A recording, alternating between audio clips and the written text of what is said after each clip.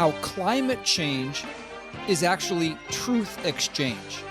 That is a topic we'll discuss today right here on the Christian Worldview radio program, where the mission is to sharpen the biblical worldview of Christians and to proclaim the good news of Jesus Christ. I'm David Wheaton, the host. The Christian Worldview is a non-profit, listener-supported radio ministry. Our website is thechristianworldview.org, and the rest of our contact information will be given throughout today's program. As always, thank you for your notes of encouragement, financial support, and lifting us up in prayer. When God created Adam and Eve, He gave them a dominion mandate.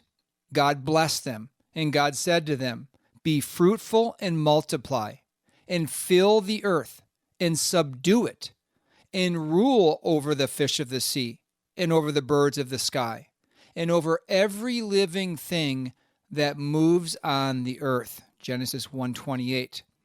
The dictionary defines a steward as, quote, "a person who manages another's property," unquote. God gave man a steward role with his property, the earth. We're to worship God and rule the earth wisely on his behalf. Predictably, though, man rebels against God's design and worships himself and the earth.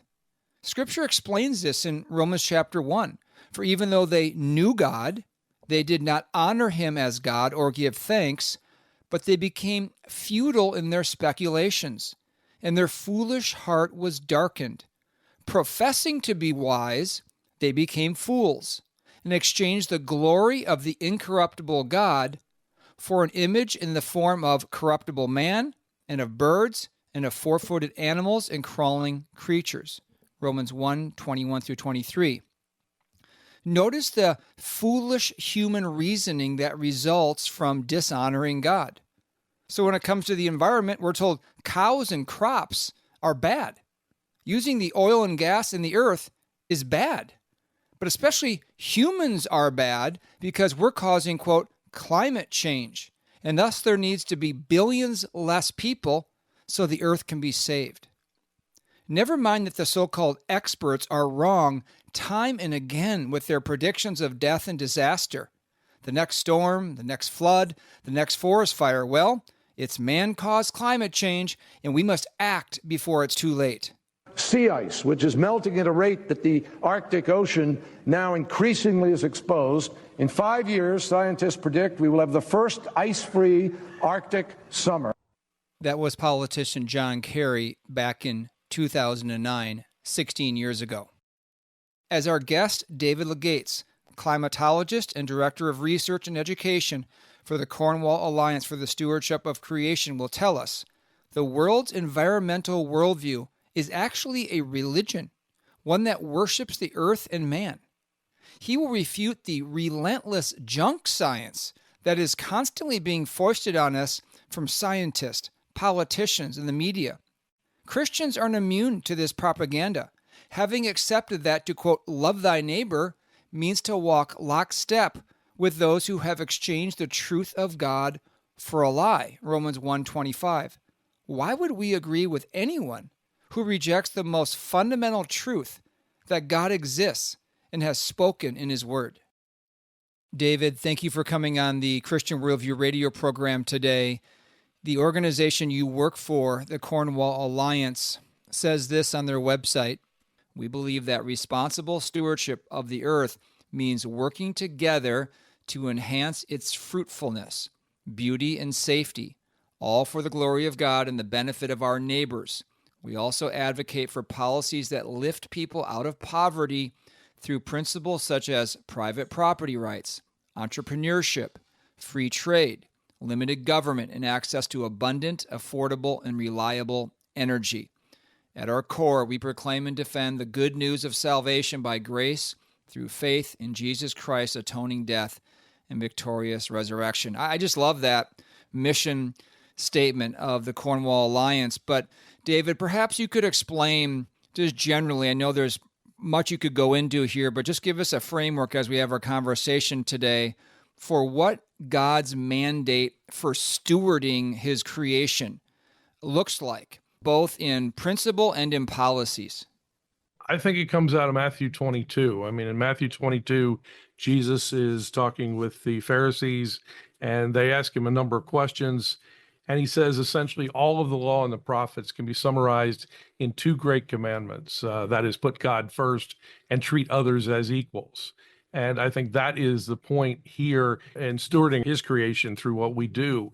I got in a discussion with a Christian climatologist a while back, and her argument was that creation is God's second greatest gift to mankind, and we need to protect creation at all cost. And I disagreed because I think the way I read Genesis, God brought everything that he had created to Adam. God proclaimed it to be good, and it was. And Adam obviously can't have anything to do with creation, but Adam could get a buy-in by being able to name things.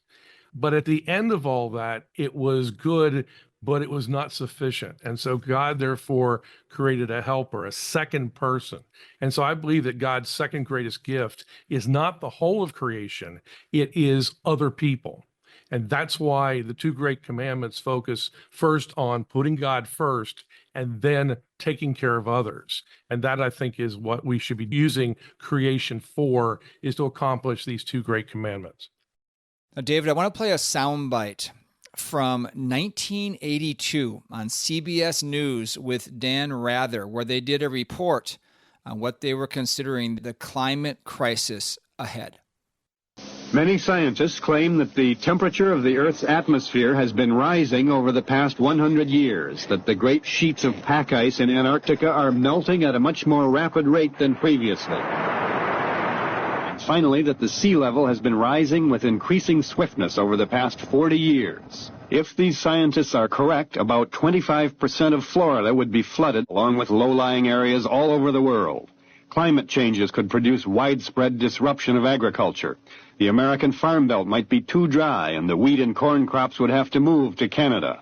Scientists blame the odorless, colorless carbon dioxide gas for these potentially dangerous changes around the planet. It is the greenhouse effect. The gas allows sunlight to filter down and warm the earth. But like the glass of a greenhouse, the carbon dioxide tends to trap heat so that it cannot rise into space. The scientists maintain that the coal, oil, and gas we've been burning for 100 years have produced more and more carbon dioxide and helped overheat the Earth. Now, some political leaders endorse the demands for more CO2 monitoring stations, like this one in Hawaii. And they share the anger of the scientists at Reagan administration budget cuts at a time when they feel closer to getting definitive answers. And what they find out will affect the lives and fortunes of millions of people. The very survival of cities like this one. David Culhane, CBS News, New York. This debate around climate change or environmentalism or the green movement, this is nothing new, David. Could you explain the worldview, or really more specifically, the religious doctrine behind the environmental or green movement, whatever you'd like to call it, and why it has become so accepted and promoted? The interesting thing is, if you'd gone back about a decade, it would have been global warming. It would have been global cooling. See, when I got into school in the late 70s, that was the issue, is not that climate was going to become so hot that we would burn, is that the temperature was dropping. We were headed towards the next ice age. The worldview in the green movement, and I wish I could use video with this, but I characterize it as an equilateral triangle. And that is that God, humans, and the rest of creation are at one of your three corners.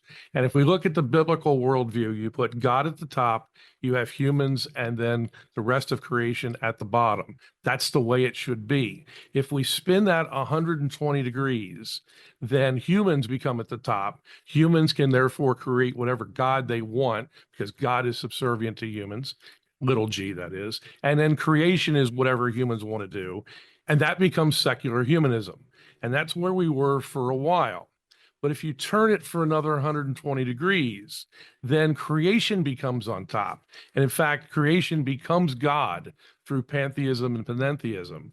And then humans are subject to creation, not the other way around. So the idea is that we, being consumers rather than producers, are therefore destroying the environment. And as a result, we need to have much, much fewer of us. And so, yes, depopulation is really what we're after. And a lot of people would say that we really need less than 1 million people on the planet. And knowing that we have about 8 billion now, that means we've got to kill off an awful lot of people. And unfortunately, a lot of these programs that they're proposing would do just that. They would cause lots of people to die. They would cause the number of people to diminish considerably. And that's what I believe that the worldview behind the green movement is essentially to put the rest of the planet or the rest of creation ahead of humans, and to treat humans not as equal to creation, but as subservient to it.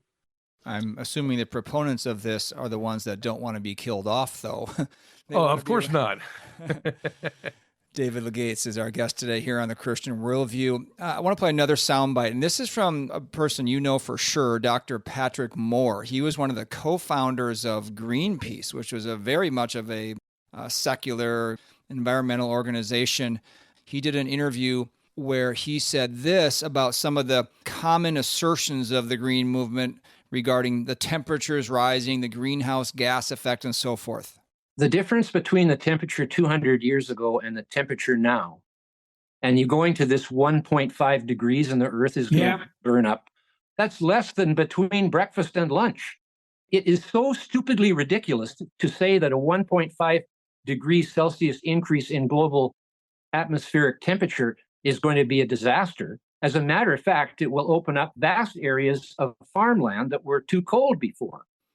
What went into his conversion, quote unquote, to go from being such a proponent of godless environmentalism to rejecting all of that? And then what are some of the big assertions? There's one of them he just gave that, the temperatures are rising around the world, but he says 1.5 degrees Celsius is nothing. What are some of the big assertions that we should be aware of that are just patently false?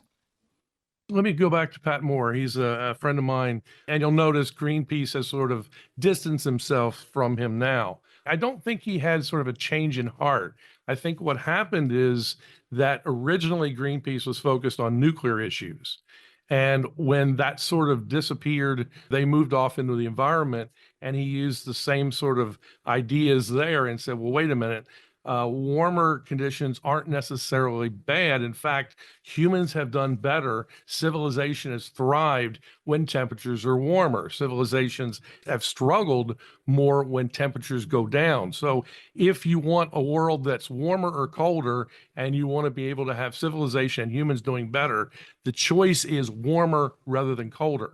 Warmer conditions actually kill fewer people. Colder conditions kill more people. So if you're really looking at the assertion of the green movement that the earth would be harmed, it won't be. Temperature warming is better for plants. We know that plants grow better under more carbon dioxide. Plants grow better under warmer conditions. And that's, in fact, what we see from the satellite record. So everything sort of indicates that a warmer world is a better world, not a worse world. Yet what we're told is warming is bad, and all the disasters that are going to occur because of it are occurring because warmer world has more variability. When in fact, from a climatological standpoint, a warmer world actually has less variability, and a colder world has more variability. And the big caveat is that the world isn't just warming, but man is causing the warming. That's a key question here. How much does man's use of fossil fuels or our activities on Earth actually impact the climate? I think it impacts it positively because I think carbon dioxide, methane, and nitrous oxide are all three warming gases. That is, they're more complicated gases in the way they're structured, and so they vibrate, or if you want to think of it, they dance in ways in which they absorb heat energy, whereas nitrogen, oxygen, argon, the three most common gases in the atmosphere, don't. And also, we always point out that water vapor is the most important greenhouse gas of them all. And everybody ignores water vapor as being a greenhouse gas because, as I testified to Congress once, and Michael Mann, a climatologist, essentially said, or I think Senator Vittert said to him, "Why do you ignore water vapor as a gas?" And he said, "Because we can't regulate it." And I think that's the point, is we can regulate carbon dioxide, we can regulate methane and nitrous oxide. Nitrous oxide is the weird case because nitrous oxide gets into the atmosphere essentially by synthetic fertilizers. And we know that half of the planet are fed by synthetic fertilizers. I mean, you look at the effect of fertilization on plants, they grow much better. You can get more food from them. They feed a lot more people. Sri Lanka a couple years ago foregone nitrous oxide and synthetic fertilizers, and literally they put their entire country into a famine because of it. The interesting thing about nitrous oxides, I talk about the proportion of the gas in the atmosphere. And essentially, if you take the University of Alabama's football stadium, which seats about 100,000 people almost exactly, and you take 100 of those stadiums, how many T-shirts would you have to give to people in those 100 stadiums to give the same proportion as nitrous oxide? And the answer is 3. Yet because of that small concentration, because it's being increased by human activity, because it's a greenhouse gas, it becomes demonized, and we have to stop it, even though they know half of the planet is fed by fertilizers. Speaking of demonization, David, as you were discussing there, one aspect of our economy has been incredibly demonized, and you wouldn't think so because it's quote unquote natural. It's out in the country. It's farming. Those who grow crops or those who have cows, dairy farms, cattle farms, ranches. It's said that they are contributing to climate change because of the gas that cows release. And as you mentioned, the fertilizers they use and the fuel they use to run their tractors. That seems somewhat surprising to me because farmers and ranchers are always kind of held in the highest esteem. Why the disconnect in that particular industry? I currently live in Delaware, and one of the things we have in Delaware is an attempt to change agriculture over from farming plants, corn, soybeans, so forth, and start to put in solar panels. And we did a report with CFACT on this, and we interviewed a number of local farmers, and one said, they're offering me $3,000 an acre to put it into solar panels. I can't make that if I put it into corn, soybean, or any other crop. And I'd have to go through the trouble of growing it, watering it, taking care of it, and then harvesting it and taking it to market. Instead, what they're saying is, we'll just give you the money. Of course, where does that money come from? It's all subsidies from the federal government, from the state government, and so forth.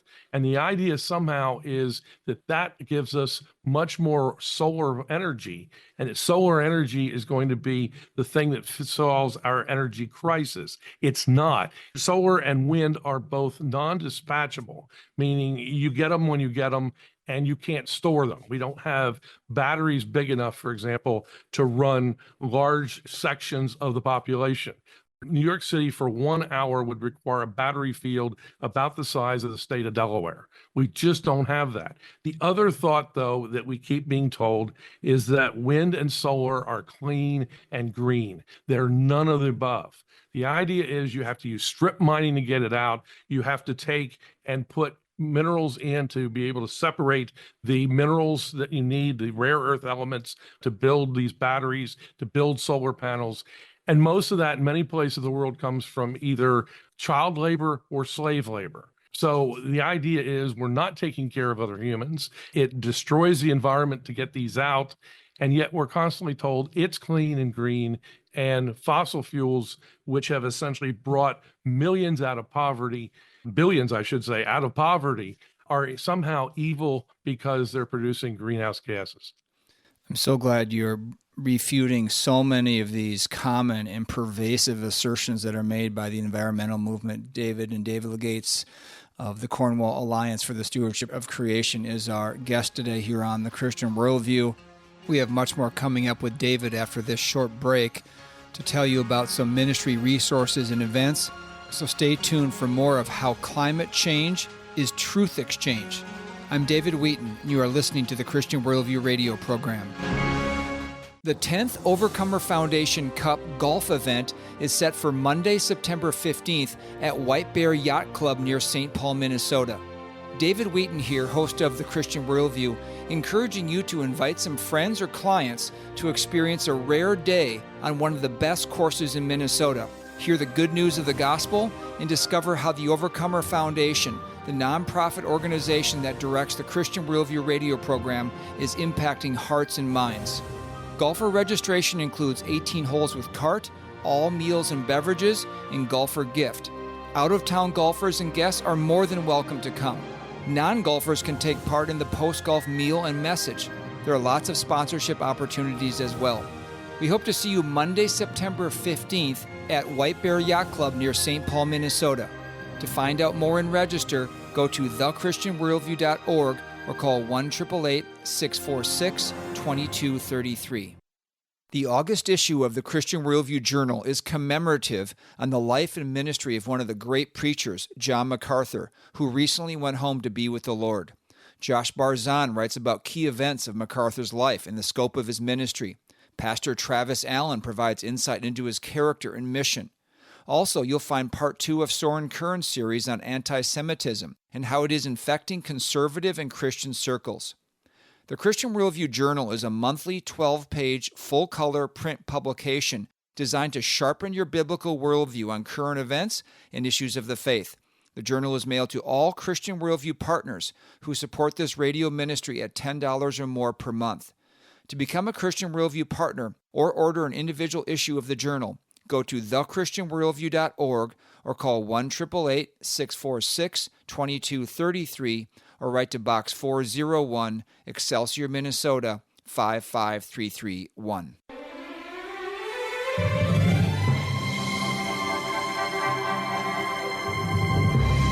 Welcome back to the Christian Worldview. I'm David Wheaton. Be sure to visit thechristianworldview.org where you can sign up for our weekly email, the Christian Worldview Journal monthly print publication, order resources for adults and children, and support the ministry. Our topic today is how climate change is truth exchange, and our guest is David Legates, climatologist and director of research and education at the Cornwall Alliance for the Stewardship of Creation. One of the things about all these assertions being made is they create anxiety in people. And people actually believe that we're destroying the earth. It's not going to be around for a while. Listen to Representative Alexandria Ocasio-Cortez and what she had to say here in 2019.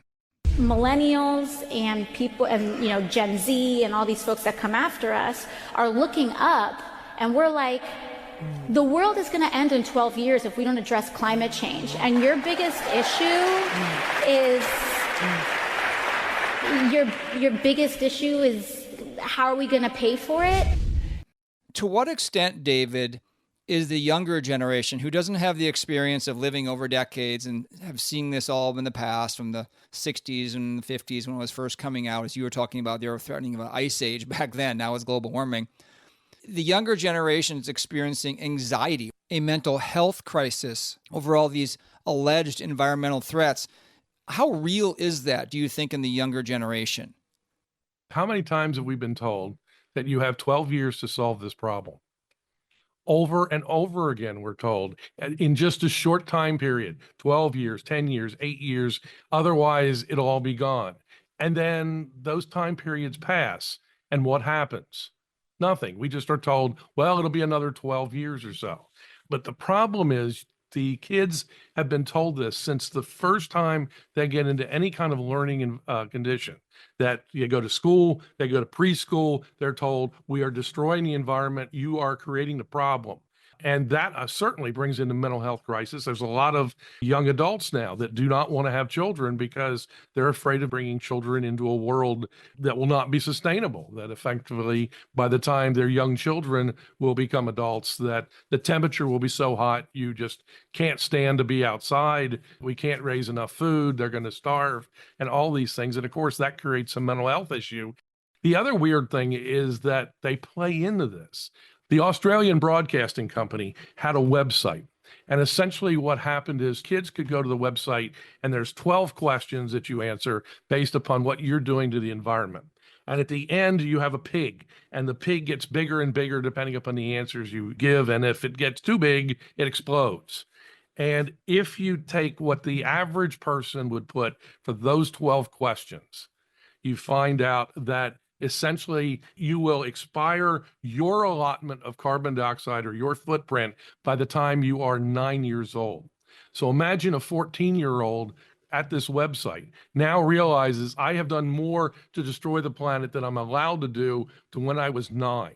Everything I do from here on out is going to be a fundamental destruction to the planet. That puts an undue burden on them. But the weird thing about this is if you take it apart, and I did, the first 10 questions really have no meaning. It's the last two. Question number 11 is, how much money do you make per year? And if you're living dirt poor, then it doesn't go up much. Your pig doesn't expand. But if you make quite a bit, then your pig will expand considerably and most likely blow up. However, question 12 is, how much of your income do you give to environmental organizations? And if you put a high number there, you're essentially allowed the indulgence of making more money. So as long as you make more money and you give it to environmental organizations, your pig will be small and you'll have a small footprint. And that is almost the take-home message. As long as you pay for what you're doing by giving to environmental organizations, everything will be fine. And I think that creates this issue that people are being tuned from the moment they get their hands on them, essentially that the world is coming to an end. It's all your fault. And that for a young child puts an undue burden on them and obviously creates mental issues. The system you just described sounds exactly like a religious works righteousness system. If you just do these good works and give to the right people, well, then you can be absolved of your sins of being alive. David Legate's with us today here on The Christian Worldview. The predictions, as you've mentioned a couple times throughout our conversation today, have been just wrong consistently going back to the 50s. I have audio from a piece the Epoch Times did on all the wrong predictions of the climate change movement. I'm just going to play about a minute of it just to give you a taste and then follow up with a question.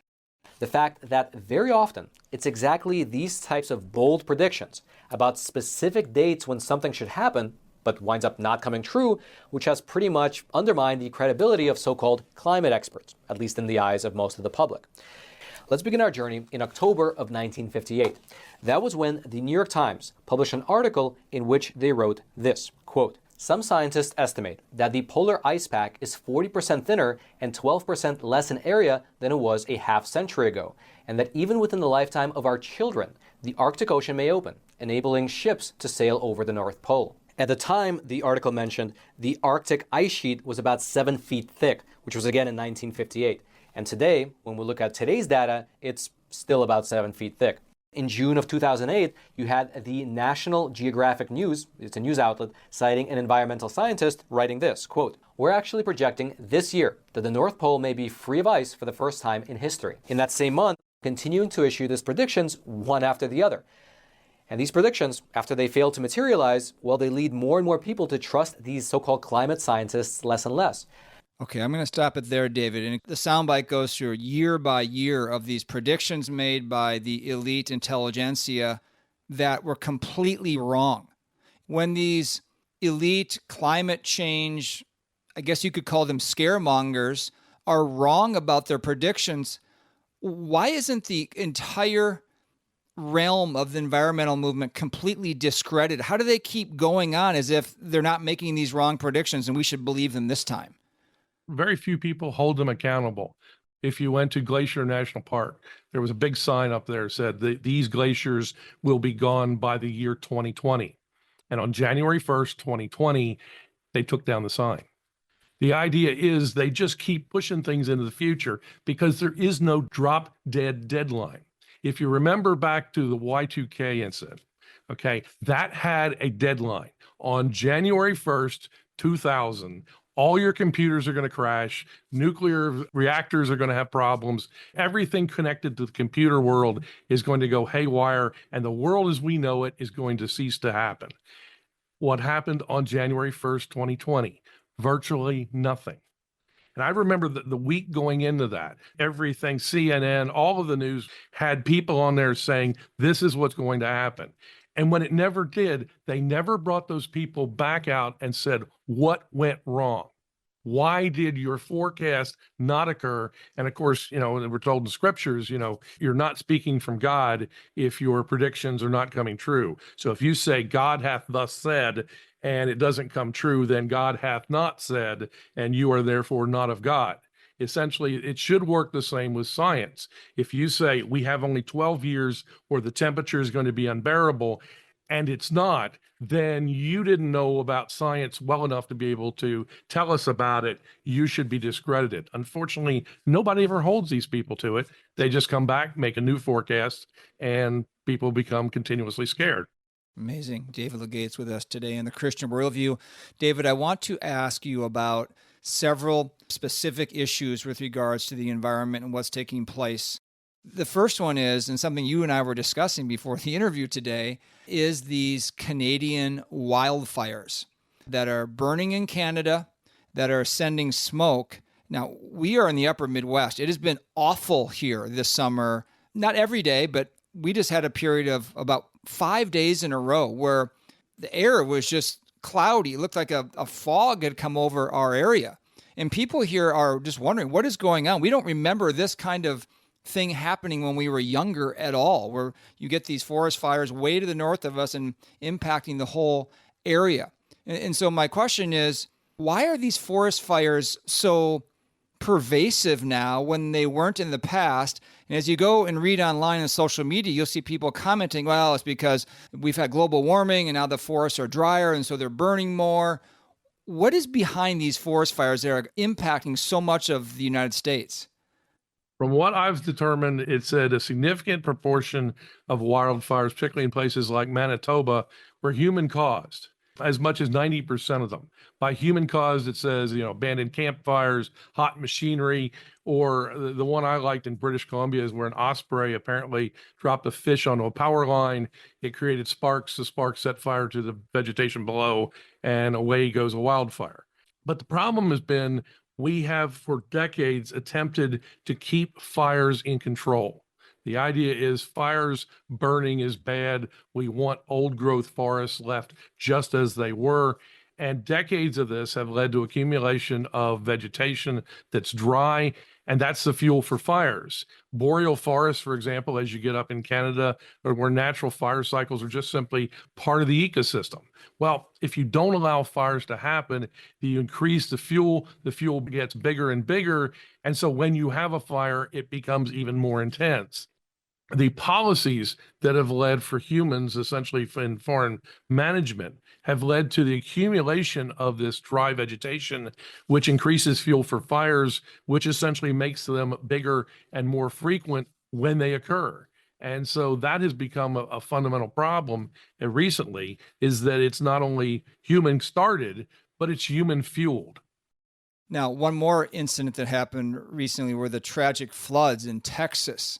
That I think nearly 150 people died in these flash floods down in Texas. And again, the explanation there was, look, there are more violent storms today like these floods because of global warming. What caused that? Just something typical is happening in creation, or what? Part of the issue has been that the change in land use has become a fundamental issue. In Delaware, for example, I was a state climatologist for a time. I was asked, are we seeing more floods in Newcastle County? This is where Wilmington, Delaware, and essentially the surrounding area has been urbanizing quite a bit. And my answer was yes. Is it human induced? Of course. Does it have anything to do with climate change? And the answer is not at all. What has happened is we've had the growth of the cities. I show a picture of 1937 in a small area north of Wilmington called Tallyville. It was dirt roads, it was grasslands, it was forests.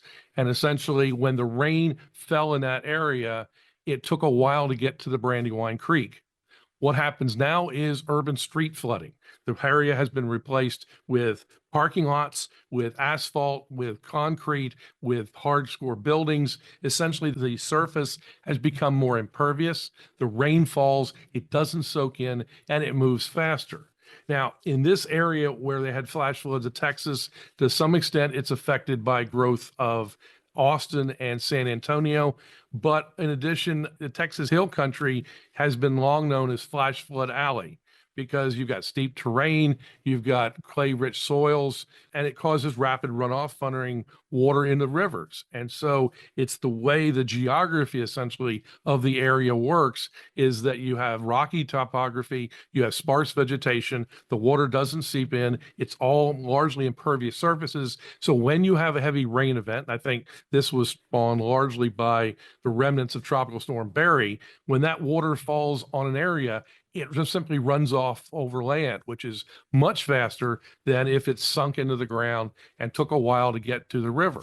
And so as a result, you're going to get bigger flood peaks. You're also going to get more droughts at the other end of the spectrum. In Delaware, we're seeing more droughts. The answer is it has everything to do with the fact that in that same area that I talked about in Tallyville, you've got more people living there. You've got more water-intensive activities, more water-intensive businesses. When the resources run low, essentially, then you have more people demanding the water, and so it just makes that resource even more scarce. And so, yeah, we're seeing more floods and more droughts, a large extent in most places on the planet. Those are being exacerbated by urbanization and land use change and not by climate change. I hope you're listening carefully to his answers as they debunk the assertions that are constantly made by public and private figures that man is causing climate change, and that is causing anything negative in our environment. We have one more segment coming up with David Legates, climatologist and director of research and education for the Cornwall Alliance for the Stewardship of Creation. Cornwall's website is cornwallalliance.org, or we have links to them at our website, thechristianworldview.org. 2-minute timeout to tell you about some ministry updates and resources. I'm David Wheaton, and you are listening to the Christian Worldview radio program. The August issue of the Christian Worldview Journal is commemorative on the life and ministry of one of the great preachers, John MacArthur, who recently went home to be with the Lord. Josh Barzan writes about key events of MacArthur's life and the scope of his ministry. Pastor Travis Allen provides insight into his character and mission. Also, you'll find part 2 of Soren Kern's series on anti-Semitism and how it is infecting conservative and Christian circles. The Christian Worldview Journal is a monthly 12-page, full-color print publication designed to sharpen your biblical worldview on current events and issues of the faith. The journal is mailed to all Christian Worldview partners who support this radio ministry at $10 or more per month. To become a Christian Worldview partner or order an individual issue of the journal, go to thechristianworldview.org or call 1-888-646-2233 or write to Box 401, Excelsior, Minnesota, 55331. How to lead your family. Now, there's a high priority issue for current or aspiring husbands and fathers. Pastor Joel Beakey, Chancellor of Puritan Reformed Theological Seminary, has written a short yet helpful book titled How to Lead Your Family, a guide for men wanting to be more. The framework that Dr. Beakey sets forth is that Christian husbands and fathers share in a limited way Christ's 3 offices of prophet, priest, and king. He explains how these should be manifest in the home as the husband and father loves and leads his wife and children. How to Lead Your Family is 80 pages, softcover, and retails for $12. You can order a copy for a donation of any amount to the Christian Worldview. Order at thechristianworldview.org or call 1-888-646-2233 or write to Box 401, Excelsior, Minnesota, 55331.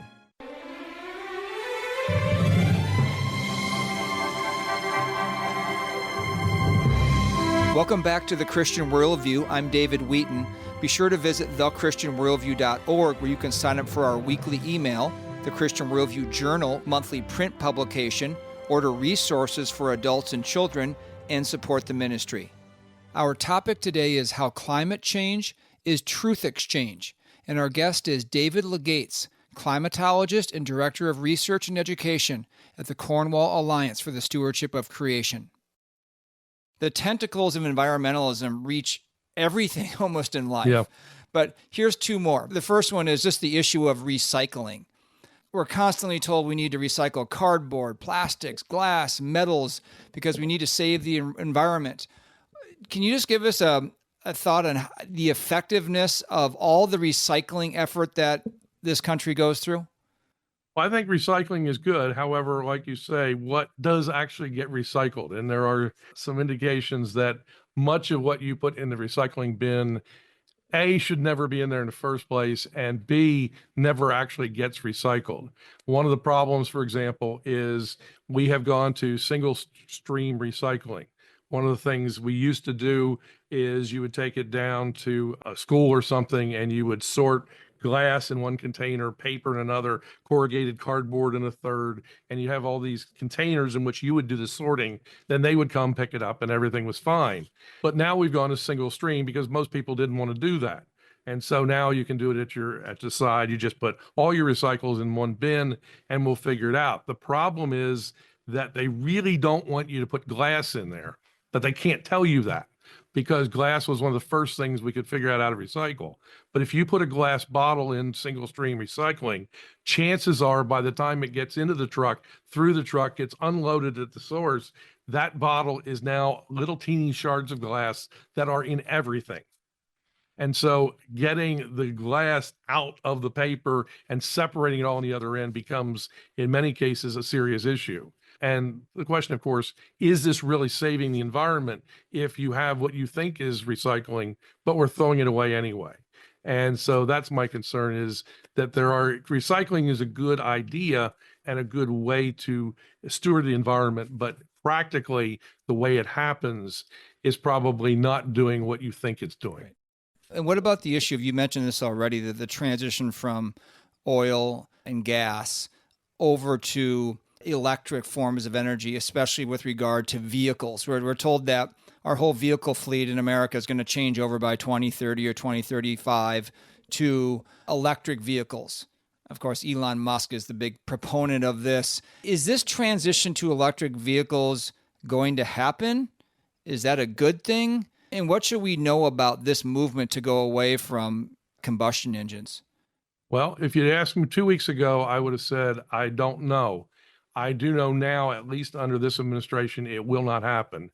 Back Tuesday, I think a couple of weeks ago, late July, both the EPA and the Department of Energy released potential rulemakings. And from the Department of Energy standpoint, one of their arguments is to get away from the demand on wind and solar, and in particular on electrical vehicles.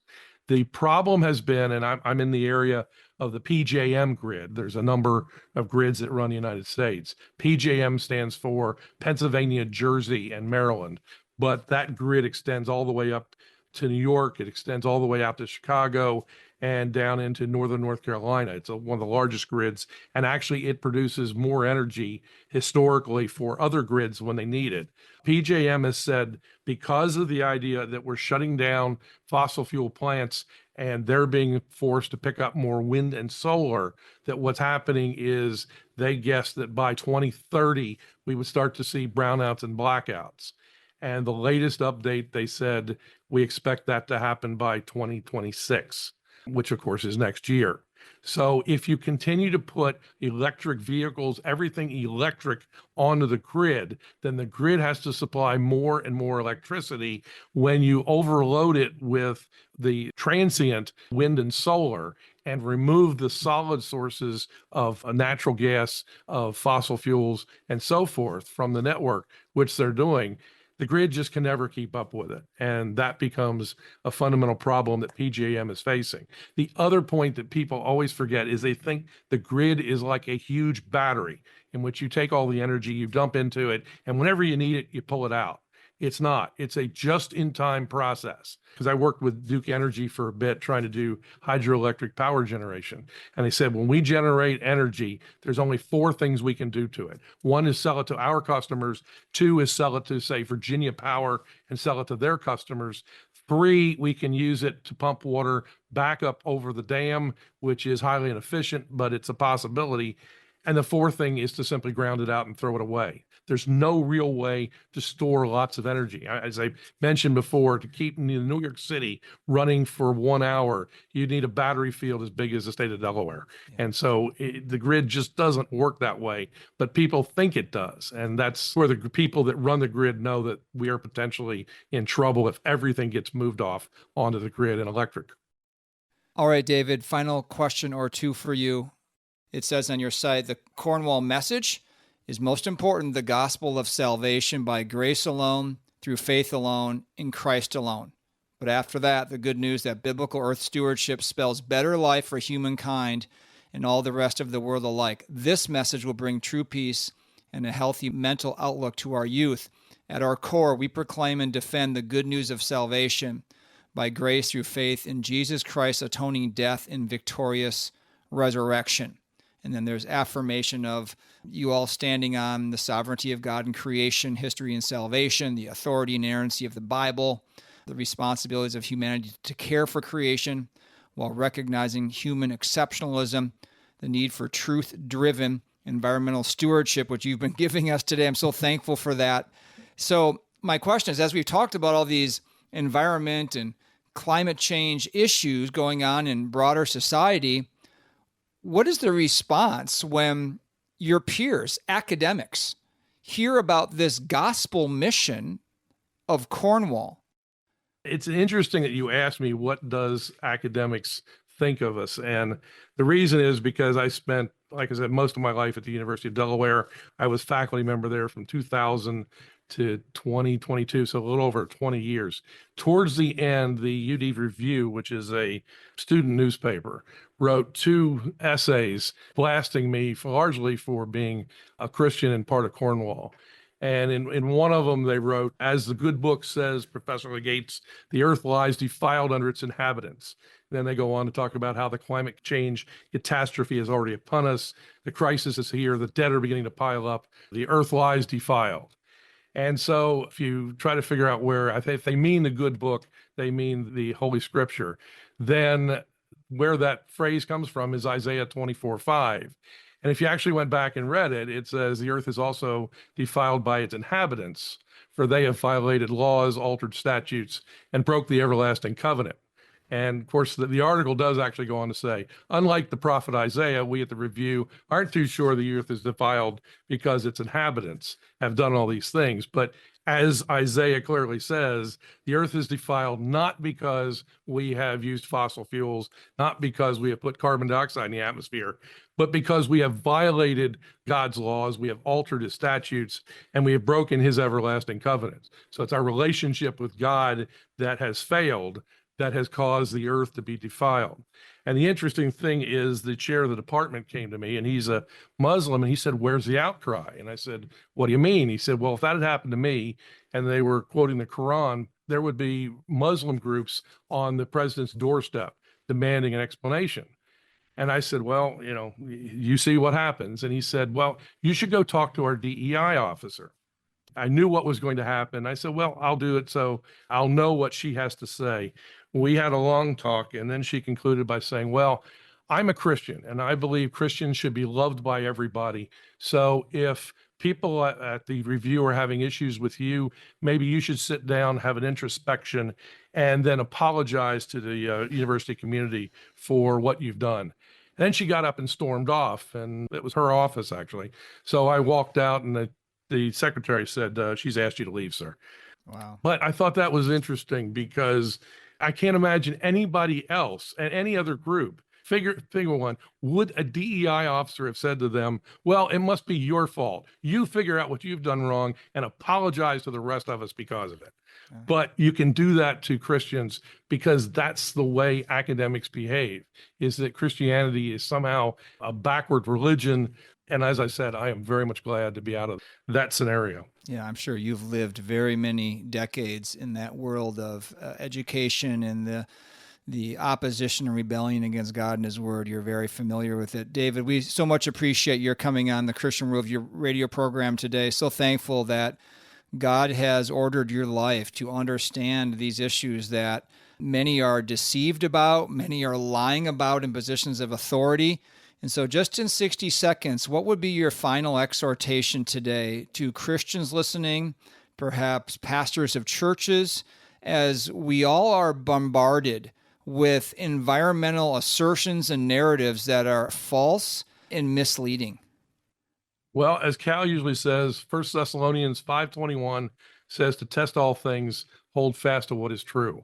And that's what I've done in science all along, is look at the science behind it. For a while, I was on the side of people that are now saying the earth is coming to an end.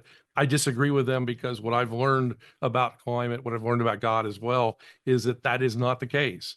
And so I tested things, and I'm holding fast to what is true. And the scriptures are true. Much of what we hear in science is not. Well, David, thank you so much again for coming on the program and for all your great work at the Cornwall Alliance for the Stewardship of Creation. All of God's best and grace to you. Thank you. If you missed any of the interview with David Legates, Christian climatologist at the Cornwall Alliance for the Stewardship of Creation, just go to our website, thechristianworldview.org, where all of our programs are archived. We actually couldn't fit in the whole interview with David, so we put an additional question about chemtrails and cloud seeding on the Christian Worldview Short Takes podcast. You can hear that on our website or search for it in your podcast app. Keep in mind that the Christian Worldview radio program and the Christian Worldview Short Takes are separate podcasts. We very much appreciate Cornwall Alliance's independent thinking and biblical worldview on the environment, but also their gospel mission. And I think they are the best organization at this in the world right now. They have free online courses and all sorts of resources if you'd like to go deeper. Founder Cal Beisner has been a good friend and guest on this program many times. This month is Cornwall's 20th anniversary, and they have a matching gift opportunity if you'd like to help them. CornwallAlliance.org is their website. As we've been saying today, the climate change worldview is truth exchange. Romans 1 says that those who reject God and His Word exchange the truth of God for a lie and worship and serve the creature rather than the Creator. Frankly, that is the bottom line choice for each one of us. God created us to worship Him. But will we worship Him and believe Him and His gospel of salvation through Christ, believe His Word, yes, by faith, or will we believe by faith those who reject God and His Word and are false prophets making false predictions? This issue of environmentalism isn't going away. Everything we do in life intersects with the environment, even breathing. So it's a very useful tool to manipulate and control people. This is why we must be discerning, test all things against Scripture, and have a healthy skepticism of anyone who rejects or twists God's Word. Thank you for joining us today on the Christian Worldview and for your support of this nonprofit radio ministry.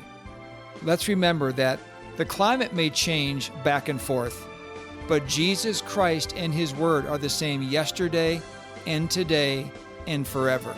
So until next time, think biblically, live accordingly, and stand firm. The mission of the Christian Worldview is to sharpen the biblical worldview of Christians and to proclaim the good news of Jesus Christ.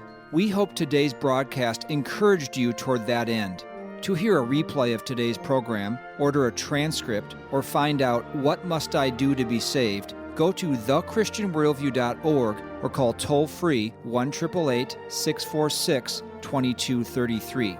The Christian Worldview is a listener-supported nonprofit radio ministry furnished by the Overcomer Foundation. To make a donation, become a Christian Worldview partner, order resources, subscribe to our free newsletter, or contact us, visit thechristianworldview.org, call 1-888-646-2233, or write to Box 401, Excelsior, Minnesota 55331. That's Box 401, Excelsior, Minnesota 55331. Thanks for listening to the Christian Worldview.